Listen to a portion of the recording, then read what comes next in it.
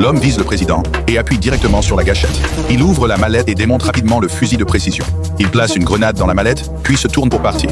La mallette a explosé sur le champ, réduisant toutes les preuves en poussière. L'homme est arrivé à la gare pour évacuer. À ce moment-là, un message arrive sur son téléphone portable. Il ouvre son ordinateur et son contact lui annonce qu'un témoin a vu son visage. L'homme retrouve immédiatement le témoin. La femme se tient au bord de la route, totalement inconsciente de ce qui se passe. Alors qu'il dégaine son arme, la femme se retourne par hasard. Il n'a d'autre choix que de rengainer son arme. La femme partit alors calmement. L'homme reste figé, plongé dans ses pensées. Soudain, le passant juste à côté de lui reçoit une balle en pleine tête. L'homme lève les yeux juste à temps pour croiser le regard du tueur. Ce tueur arbore le même code barre sur le crâne. L'homme se glisse dans la foule et s'échappe à toute vitesse. De retour à l'hôtel, il apprend que la mission a échoué. Il demande qui est son employeur, mais il n'obtient aucune réponse. Pendant ce temps, une armée d'agents du FBI débarque. Entendant le bruit d'une bille de verre écrasée devant la porte, l'homme se précipite vers le balcon. Le FBI fait sauter la porte de la chambre. L'homme saisit la corde qu'il avait préparée à l'avance et se dirige vers la chambre à l'étage du dessus.